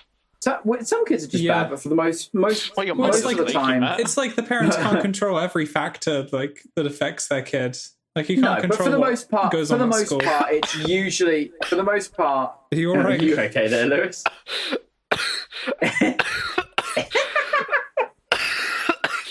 I thought I could hold it. I'm sorry. Well, this podcast is we're going to be one member short next week. Sorry, I was going to say, coughing there. Next episode is just me. It's me, Josh. Lewis has gone on a vacation. I had a next week is water, and it went down the wrong hole. Next week is going to be the in memoriam last episode of ReConnected. What was I saying? Oh yeah, with dogs. So yeah, when that thing was, actually no, you're saying about children. Yeah, no, with children, I think people are always a lot more willing to blame the parents. But it's interesting with dogs or any kind of pet, people are usually more wanting to blame the actual animal. But it's often, if not more, the case than with children. With pets, it's more the case of the owner. Like nearly any animal, if well trained and well looked after, nearly any kind of pet will be perfectly behaved. The problem is that that's what I think anyway from watching stuff like the Dog Whisperer, etc., where you see these ridiculously unbehaved dogs, and they're just absolutely crazy, and then they spend a few weeks around someone that actually knows what they're doing, and suddenly they become the ultimate sort of angelic dogs you could possibly imagine. So I think even more than with children, if you actually, well treat an animal, well, not well treat, but if you know what you're doing, if you display the kind of correct behavior and the correct body language, et cetera, around, especially like dogs, then usually they will almost inevitably be well behaved. But the problem is that most people don't get taught how to actually behave around dogs, and so therefore then the dogs then display the sort of behavior that is correlatory with the kind of behavior their owners are displaying. I'd have no idea how to train a dog. Like absolutely no idea. Most people don't. And most people don't bother to learn either. They just get the dog. They think it's a cute little thing that they can grab at Christmas. And then suddenly, 2 years later, the thing's completely tearing up their sofa and they're going, Get a cat then. Cats would be easier. Well, I don't know. Cats can be equally I can't give my opinion on cats, truthfully, because I'm not Cats can be equally as bad sometimes. What? Do you hate cats? I want a cat, kind of. Cats are the kind of pet that I could have because I'm more of a dog person, I would say, than a cat person. This is why I'm more of a dog person than a cat person, but the kind of dogs that I want require a lot of time and effort, and it's not something I can do at the moment. But cats don't require as much of that. Oh no, I would not want a pet right now, but I feel like once I was more settled and in a place of my own, I would contemplate getting a dog. I think, but a bigger dog than a smaller dog. I think. I can't wait for Matt to get mauled to death by his own dog. This is going to be viewed as my obituary now. It's just going to be in my eulogy as the time that Matt sentenced himself to his own doom. And you've seen how people react with when I had a dog, Matt. People aren't comfortable around big dogs. I mean, I am, but I think it's maybe that it's just okay. I think if I was to encounter a big fluffy Labrador, I'd have a different reaction to Well, I mean, of course, the way the dog approaches you is going to indicate how you're going to approach it. I mean, if it's a cute little fluffy Labrador that just comes, trotting up to you without a bark and then just lays down at your lap. That is what my dog did. You know, Well, that's He just fine then. doesn't look like a Labrador. If I was in a park sitting down and a dog just came up to me with not a sound out of it and then just laid down in front of me, I wouldn't feel threatened by that dog at all. But like, obviously, if it's like snarling or barking or whatever, that's a wholly different situation. Can I just describe my experience? Like my experience with your dog, Lewis. Like perfectly fine, like calm dog. It's just my first experience with it was it it walked up to me like very calmly, but it was like chattering its teeth a load. So I just he did that. So I was just concerned, and I was like, "Wait, what's going on? Wait, is there something wrong?" I've put a picture of my dog in the show notes. Okay, I don't have this picture on hand. You can search this. Cute. You can find it because it was put in. It's put in a calendar 1 year. That's cute. Yep. How That's could a nice anyone dog. be afraid of this goodest boy? Exactly. No, that seems like a perfectly behaved dog. By the way, he was he's a retired racing greyhound, and he was retired like 3 years early because he was apparently aggressive. What? Really? Really? He would distract other dogs while racing because he would look around. He Hang was on, wait. He So was he turned wasn't- as aggressive because he was distracting. If that was the They don't know case, what's going on at that point, but he wasn't a hunter. I can tell you that. it's just like he has aggressive tendencies. What do you mean by that? He distracts them. If all children at school were labelled as aggressive if they were distracting, and I feel like nearly every single child at one point will be put on detention list. Absolutely. Yeah. I'm sorry, Mrs. Smith. Your son here has been very aggressive towards other students. What was he doing? He dropped a pencil on the floor several times and tried chatting to one of them. One of the pencils. No, one of the other people in the class. Ah. Yeah. I think that would be a little bit more concerning, Josh, if he was talking to pencils. Hmm. I mean, You if someone shouldn't turns be around and says, talking- I'm sorry, Mrs. Smith, your son was taken out of class today because he was speaking to the pencils and the rulers. You shouldn't be hanging around with pencils. They're not a good group. They're a bad influence, Johnny. Pencils are a bad influence. Stick to the pens. Don't go in the sharpeners, Johnny. Oh yeah, definitely don't go near them. They'll cut you. The thing is, pens are better. They don't go blunt, right? They also you can't erase pens them. are on Actually- average less sharp, but I'm sharper for intrigued. longer. Use but you pens or can't pencils erase it. in maths, Lewis. Pens. It's just Really? that. It's just that I remember in secondary school, maths was the only subject other than art where pencils were used. Yeah. Every other class was pens. The only reason you had pencils was maybe science as well on the odd occasion, but for the most part, every other class was pens apart from art and maths. It's just because they expected us to screw up more with maths. I think so. Yeah. See, that's my trick. You Everything's never black. screw up. Nothing's black. So have you found that everyone else is using pens or? Yeah, other I mean, people some using- people do their Yeah. diagrams in pencil, and I think they're insane. For What, 'cause doing they're a diagram unconfident? in pencil. I just freehand it. Wow. Does it? Do you when get it you know first when we were in time? secondary school and they were like, yeah, use a ruler, it looks more professional, that's what they use. If you actually see any mathematician do like non-published work, well, they don't use a computer to do the drawing for them. It's all freehand, none of it is scaled correctly. It's great, I love it. Somehow that doesn't really surprise me. Mathematicians are the laziest goddamn people on the planet. Is it like the same thing where they said, "Oh, you'll never have a calculator in later life"? To be fair, calculators aren't useful anymore. Are they not? No. Well, I mean, I guess like in the way that we have our surpassed phones, calculators. or just in the stuff that they can do compared In the to stuff like that what we're you can doing, calculators aren't incredibly useful I because see. a lot of the time. Well, I mean, think about it. What are calculators useful for? They're basically useful for only addition, multiplication, division, and subtraction. And algebra. if you ignore Basic algebra. logarithms, Okay, and stuff like well, they're not logarithms. basic algebra. If you ignore logarithms, trigonometric functions, hyperbolic functions, any other function that isn't exact, multiplying with anything irrational, I'm not doing that by hand. I want to keep it as a constant. Yeah. But so those are the functions of the calculator, but obviously maths includes a lot more than that. And when you go into those areas, the calculator becomes basically null and void. Welcome to cryptography, where it's all maths, but none of it is using numbers.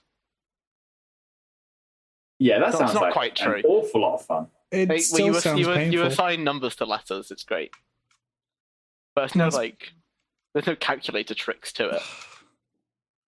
That's the worst kind. You can't find a shortcut to do it quicker. Well, and you do just got a less computer to do it.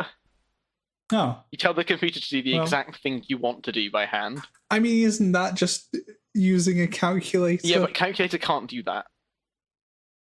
Because what I want to do is I have this like page of text. I want it to like figure out some like recurring like words, right? So if we're looking at just like a normal Alpine cipher or something, you want to like say, all right, what's the frequency of each of these letters? Let's look at the frequency of 3-letter words and see where they come up. Right, but like I can't tell a calculator, look at this page and then count the letters. A computer is essentially just a calculator, right? Yeah, but like a calculator is a specific form of computer. Calculators are a subset of computers. At a basic level, it's just doing like addition and subtraction. Calculators can't subtract. What? No, calculators only count through addition. Really? They subtract through addition. Well, They divide through addition. Speaking of computers, how likely do you think it is going to be that in the next sort of further 10 years, more people are going to be building their own PCs? Because I mean, when we were younger, I didn't find that it was done too much. But obviously, as we've grown up, I think we've all built our own PCs. Because I know I have, Josh has. Oh, Lewis, you haven't. But I just bought a not pre-built, but like I had someone else construct it because they were going to collect all the parts. Yeah, so with my PC, I bought it pre-made. Yeah, but since then I built like my parents' new one, my grandparents' one. So I've made at least a couple. I know, Josh, My problem with building a PC how many is that you don't PCs get any have you built, experience. Josh? sorry. What do you mean, Lewis? You don't get any experience building PCs, really. What do you mean you don't get any experience? We don't really get any experience doing it until you try it once. Oh, I see. So, like, yeah. One says, "Oh, let's take £300 and like trial build this PC with like a bunch of you can't parts. trial build. No, you have to fully. But yeah. the thing is, I'm intrigued, Josh. How many have you built? One. Oh no. Well, I guess built a few. Let's just remember that Josh's PC is notorious for not working. Okay, it's just the hard drives. It's just the hard drive. I mean, how many literally, this is a running gag that's been going on for ages now. Just hard drives from Josh just do not work. See, I don't understand it. The first one I had, if I tried to run like some, I think it might.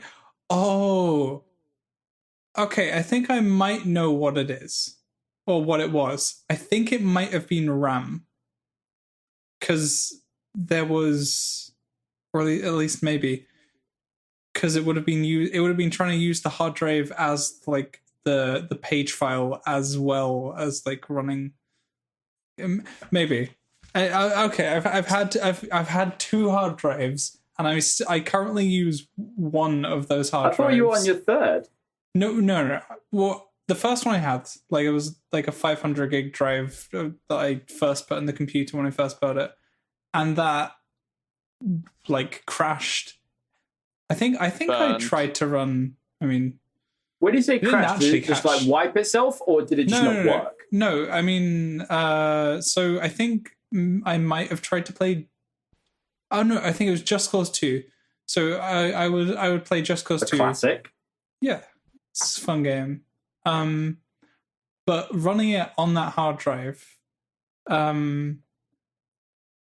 things would happen where just the game would just not load certain parts. I remember like there was like a bridge in Just Cause 2, and like the kind of low poly model kind of that rendered, but it didn't render the collision model. So, like, your character would just walk through it, and I think that was just because the hard drive was just slow. Maybe I don't know, but so I decided to then get a new hard drive because that would be better.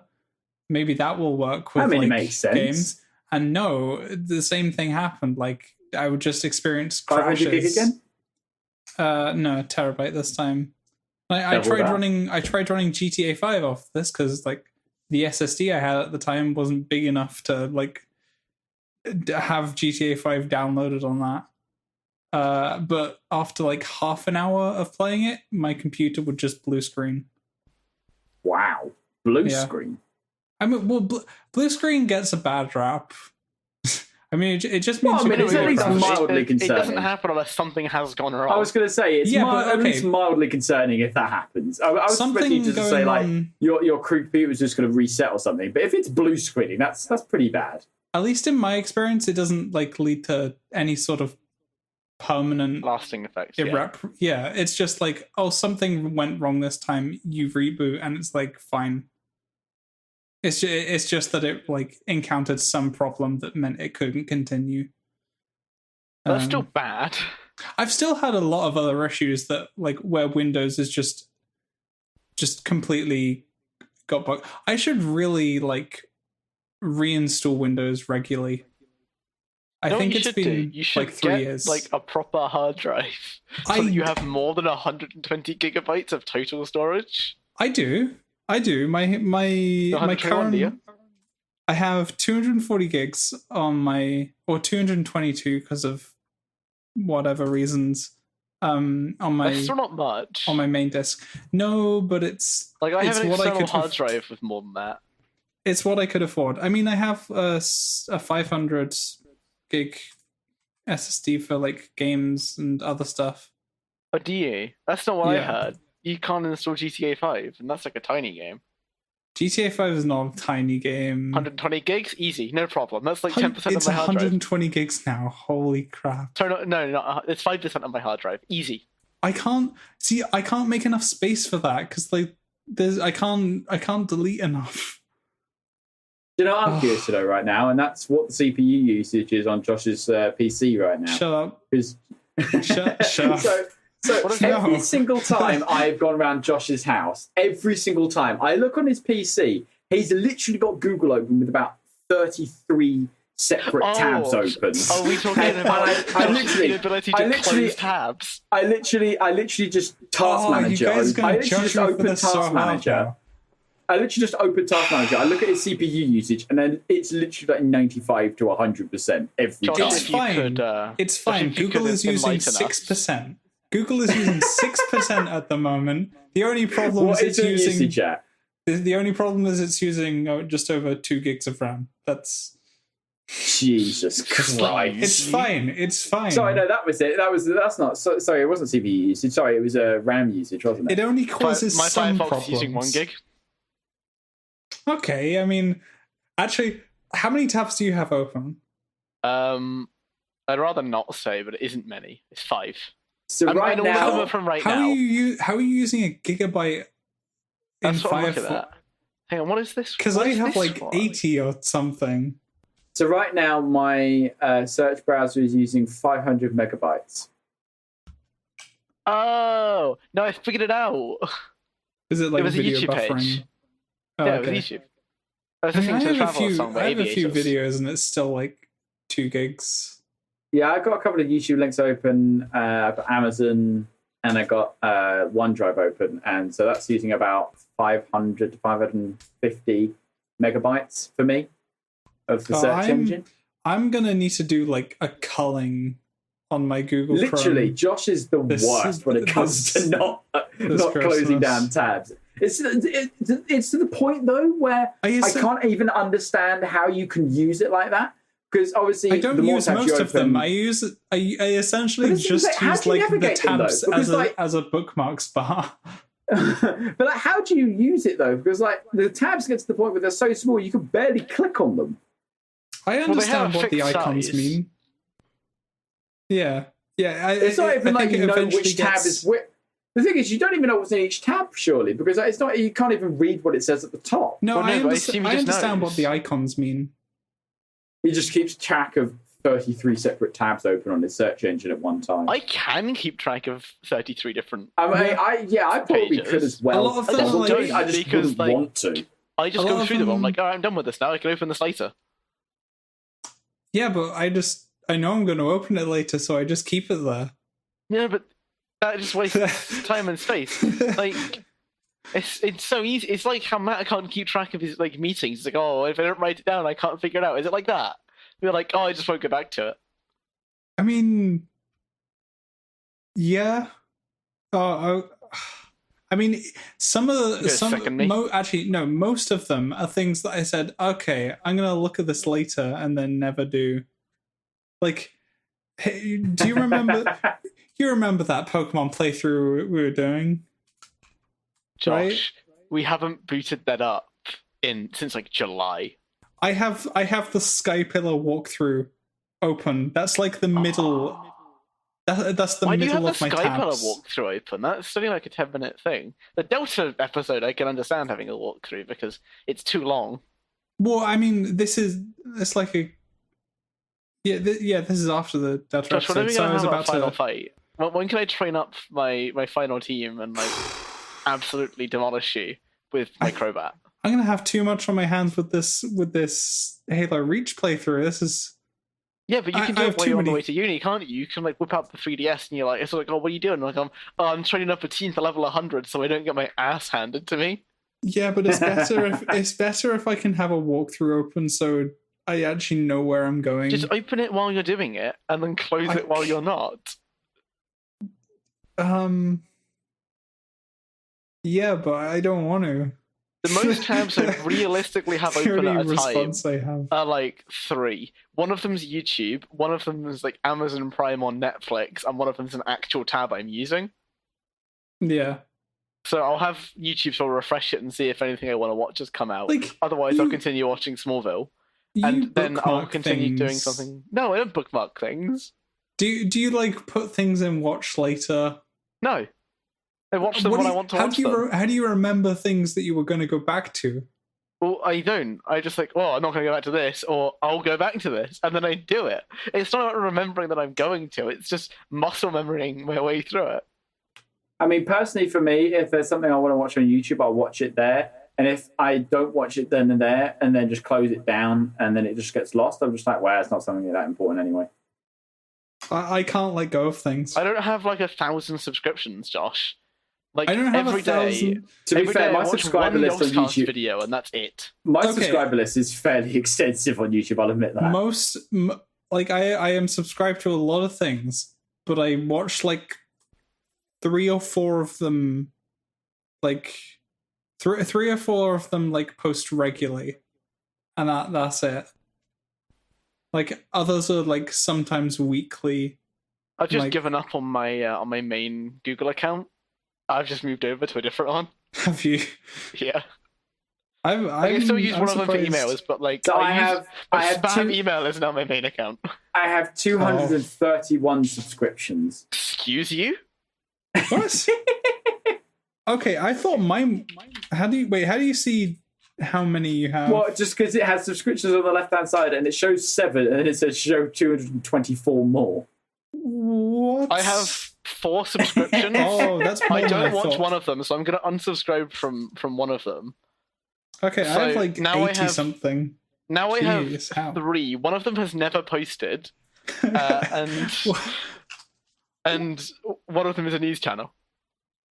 Yeah, I very rarely end up watching but most of anything on my subscribers list. The channel I watch the most is a channel that I actively search for, so never subscribe. Or is always on my watch list, on my recommended. So I'm like, all right, I'll watch it there. Is there any reason you just haven't subscribed to them, or? No point. I don't want to boost the subscriber numbers. Like, that's like a really false hope here. My like one view for the Yogscast makes or breaks them. But subscribing to them just means that you have like a link in your to the left of your screen, so that you can just get to them. quicker. Okay, so that doesn't exist in my like tunnel vision of using YouTube. I never see the left side of the screen Do where that you bar not? is. I can only see the main thing that I'm doing. Oh.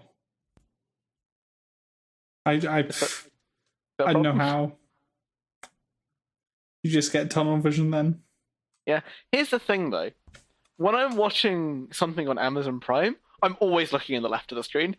Constantly. I'm like, oh, Really? who's that actor? Who's that actor? What are they doing now? Oh, yeah, like the X-ray. I love thing. the Yeah, no, X-ray I get feature. that, It's I get that. interesting. There was a I guy think- in Heroes who I was like, oh, what is this guy doing now? I haven't seen him in much.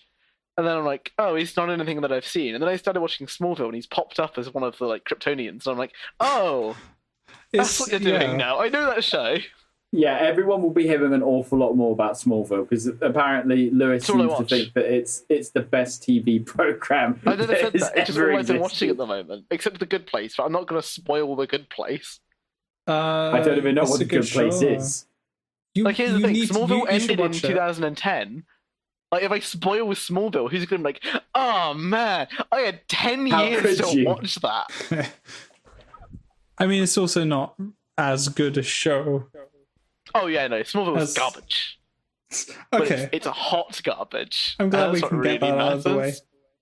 matters. Yeah, I'm just glad that we can actually agree that it is I actually meant to bad. send you something before we started today because I wanted to put it in the show notes because of how terrible it is.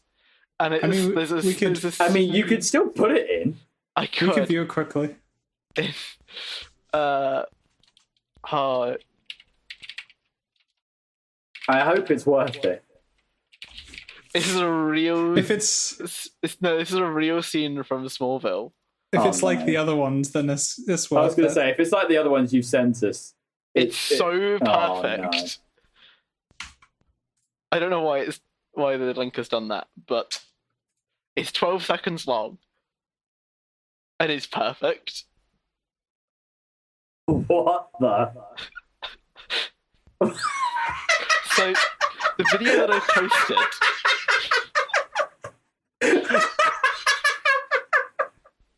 video that I posted is a clip of Clark Kent taking someone's prom crown and then slapping them across the room. That's so stupid. Oh my god, that is great! Oh my god, I've probably peeked the hell out of the mic, but I don't care. Oh, that What? was amazing. He has like Shall I quote what he said in the video? But then, I mean, you're gonna have to beat me if I do. Well, no, because it's a quote. You can actually say it. Actually, no, that's true. Yeah. So literally, important. the scene is literally just Clark stood above a kneeling girl with a like tiara on. She's not kneeling. She's just shorter than him. But, oh, sorry, I thought she was kneeling. I thought she was like on the ground. Tom or Welling something. is like 6 foot. She is not 6 foot. He's literally just gone, grabbed the tiara, and gone.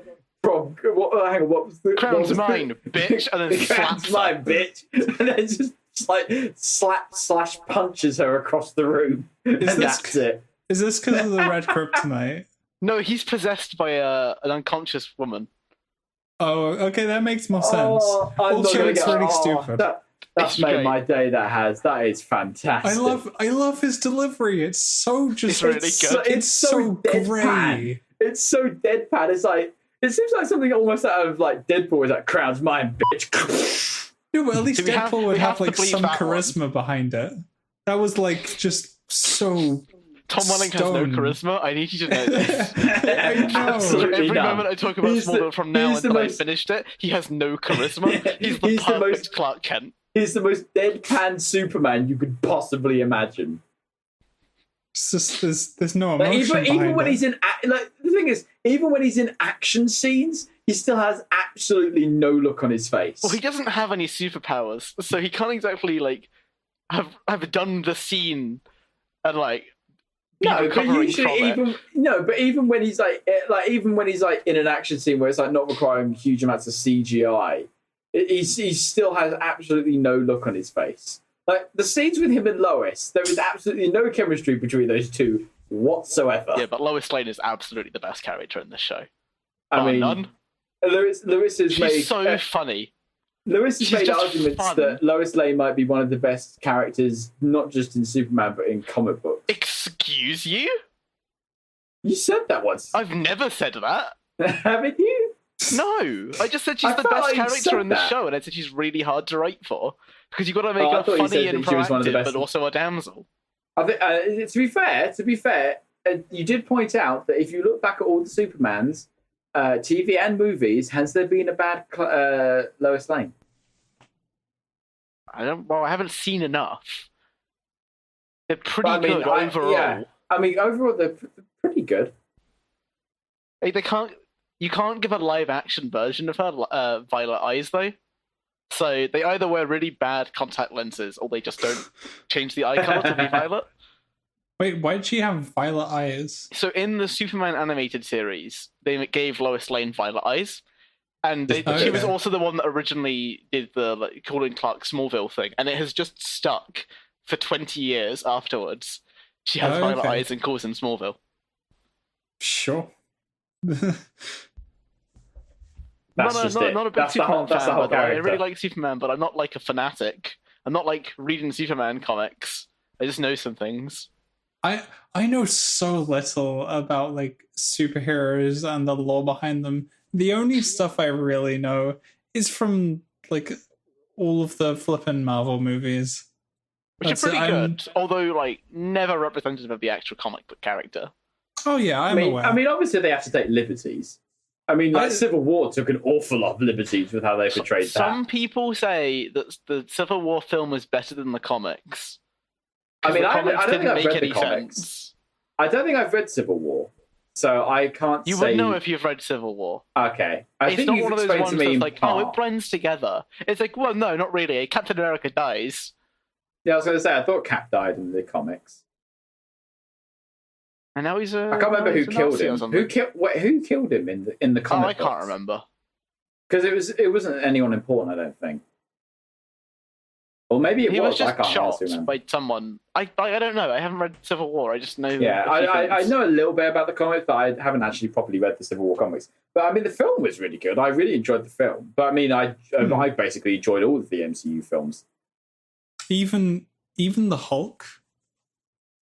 The Hulk, I didn't actually think was that bad. The Hulk is a very bland film. The only ones that I've struggled to watch through, I would say, were the only ones that I've struggled to watch through myself personally have been probably Iron Man 2 and then Thor 1 I could enjoy. Iron Man 2 is also not that bad of a film if you watch it under the impression that it's actually going to be bad. Yeah, that's true. Iron Man 3 has moments. Is like okay, but not terrible. Iron Man 3 has its moments as well, where it's like, Iron Man 3 is a great film up until the end. Yeah, actually, no, it's pretty good. Like just the Mandarin stuff was a bit meh. The part where he gets like stripped of all his tech and he's just and he has to do it himself. Yeah, like that. Or he that makes do with a single gauntlet, and it's like, oh, that's pretty good. Yeah, that's like an enjoyable part. Yeah. I also love the bit where that woman says where it's like, is that where you've got a cheap trick and a cheesy one-liner? And he's like, sweetheart, that could be the title of my autobiography. I can't tell if Matt's wrong, but I'm going to assume that he is because he always is. I mean, it sounds like you'd be something correct that when would be in quoting it. somebody. I mean, I think that's correct. I'll check it now, but I'm fairly sure that is basically what he said. I'm going to check now though. Hang on. To be fair, it does sound Marvel, like something. On the topic of Marvel, I'm going to promote a series that nobody watched, and these two know I really like. Just Cloak and Dagger got cancelled in memoriam. Rip. It's good. Hopefully it gets picked up again on Disney Plus. It was going places. Yeah, would recommend. Also, the reason for this podcast is so I can get some clout and get that renewed. That is literally the whole purpose of this podcast for you, is just clout to springboard other ideas off of. Yeah. You guys mean nothing to me. The podcast doesn't exist so I can talk to you, Matt. We've been through this. Oh no, I've been betrayed. I've been lied to. This was this was my understanding from the beginning. Yeah, like we assumed you weren't going to turn up. Yeah, I assumed I wasn't going to turn up. Not you. You were You have to turn up. No, I assumed I wasn't going to turn up. Because if you don't turn up, then it's just me and Matt. And me and Matt can't have a conversation. Yeah, you can. I mean, well, Not one we that's, can like- try. But it's not one that we can, like, air. Because it's going to be an incoherent mess about God. For 14 hours Well, straight. I was going to say that has happened before. I have no idea how you guys carried that conversation for 14 hours. I was part of that for Lewis like wanting 6 to argue, at most. and me having done philosophy for 2 years at college. That's We basically didn't actually it. argue about God for 14 hours. No, we argued for God for about an hour and 40. What was the rest? That's still a I lot of can't time remember, to be unaccounted honest. for. You know, we spoke about our books. I promoted Cloak and Dagger some more. It's like my life's goal. I should honestly be hired as PR. I mean, you've really done a lot for them so I far. was going to say, you've already done some of that. But the 2 people I've told to watch it, 0 of them have watched it. That is true.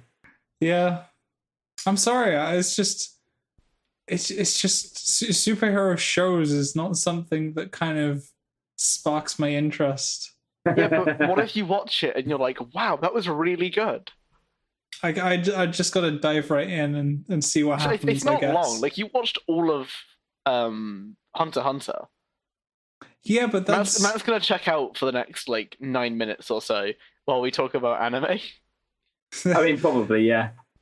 like Unfortunately, that's the one thing Hunter- I'm not well versed on. Yeah, you'll get there, maybe. Yeah, maybe one day you'll finish the first season of My Hero Academia. At some point. Have you watched Have you an still episode not? since we No. last spoke about My Hero Academia? No. I'd say it's something that works better if you just binge it.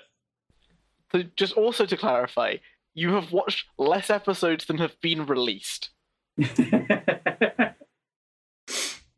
Also, just to confirm, I've just watched back the clip from Iron Man 3. Cut long story short, fighting the woman, fire in the doorway, he's already passed it, and she walks through it, and Tony turns around and says, "You walk right into this one, honey. I've dated far hotter chicks than you," as she then obviously walks through the fire. And then she turns around and says, "Is that all you've got? A cheap trick and a cheesy one-liner?" And then he turns around and says, "Sweetheart, that could be the name of my autobiography." And then leaves, and he set off the gas and everything, and blows up the whole building with her in it.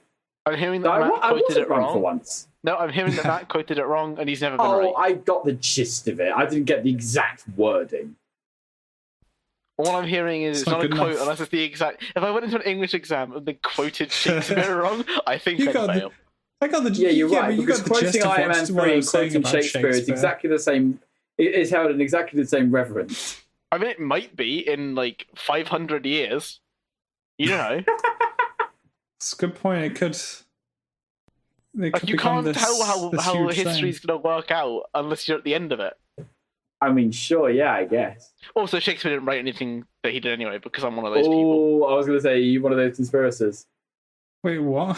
Like, He was Shakespeare, Josh Shakespeare doesn't know didn't this, write does he? anything that he's Yeah, so attributed. there's a historical conspiracy that instead of William Shakespeare being the author of his plays as this sort of, low life, lower middle class, sort of no guy. No, I guy, love that doesn't you make just sense. described Like, Shakespeare as a low life. Well, I mean, he wasn't an aristocrat, is what I meant. And so many it's people just Yeah, but funny throughout that to was hear history- Jeff Bezos and then us, right? There's no in between. Well, I mean, especially back then. So many people throughout history have theorized that certainly from the time, it's very unlikely that a non-aristocratic type person would have anywhere near the sort of knowledge on literature and prowess in literature to be able to write the plays that were written.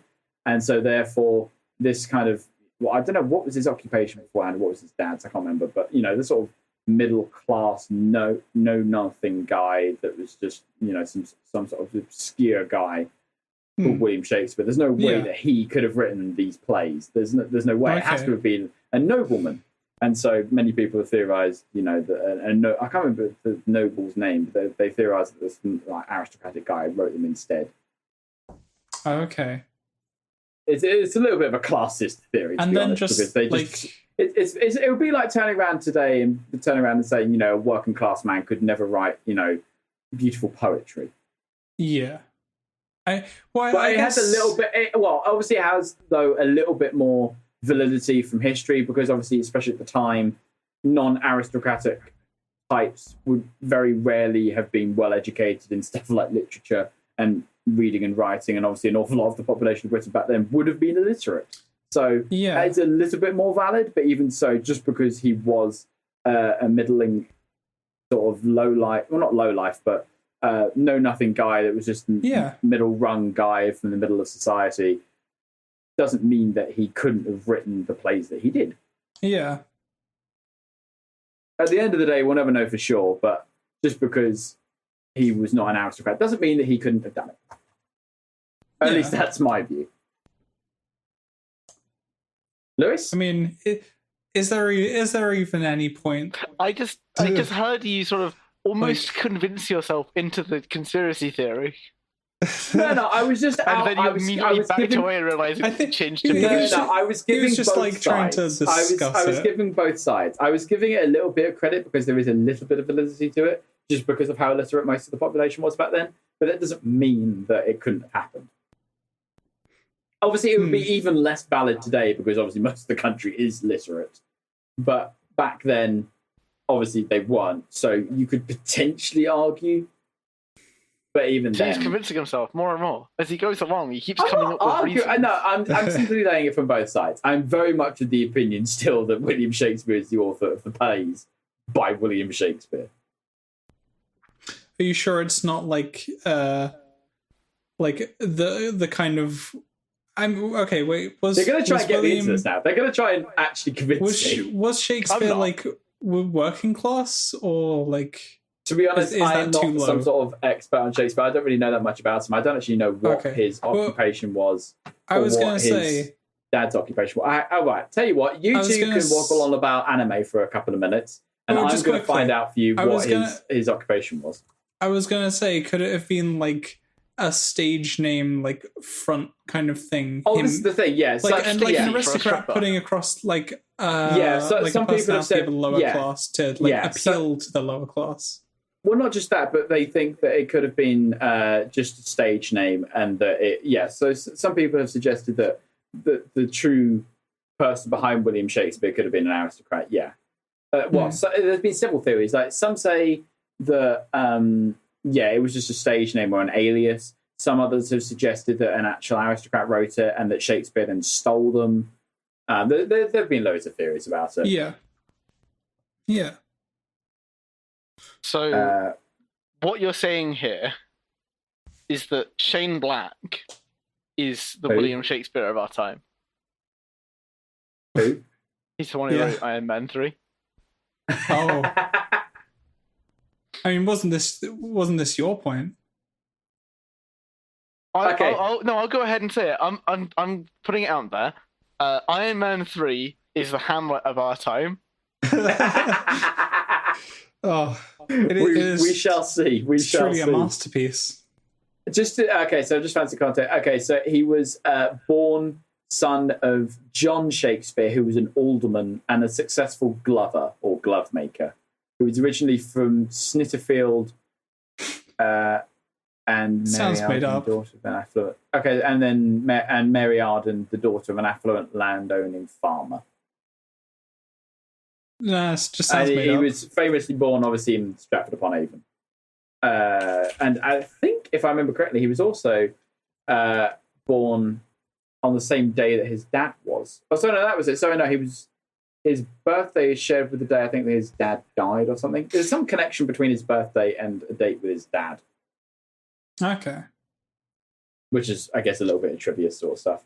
That's going to really summarize how our podcast goes, isn't it? Just a bunch of things we don't actually know anything about, but think we might. I mean, basically. If you're interested in watching more, that's what you're going to be in for. Watching? Hey, listen, at least that's one for the books that I didn't do. Okay? I have made some goofs, but that has not been one of them. Yet. I mean, listening. However, if anyone is particularly interested in watching along until I do inevitably end up making another one. Oh.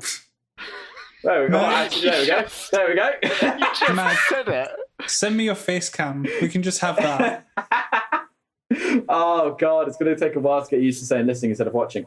But no, if anyone is interested in listening, see, I did it right, to another one of these, and hopefully that'll at least be a minority of you, fingers crossed, then obviously keep Do you watching. mean a majority? I keep saying watching. Keep listening to the... I just said it. Don't worry. Right. If anyone is interested in listening to the next one of these episodes, of which there will be another one, promise, pinky swear, then... Oh, this is a Matt promise. We can expect one in like 5 weeks. Thereabouts. And have then no obviously updates. keep listening on to the next episode, which will be coming up hopefully next week. And hopefully we'll have to wait until we see you then. Where are you going with any luck? He's trying to end it. I'm trying to end it, Lewis. It's over between us. Okay, should we end it on a controversial statement?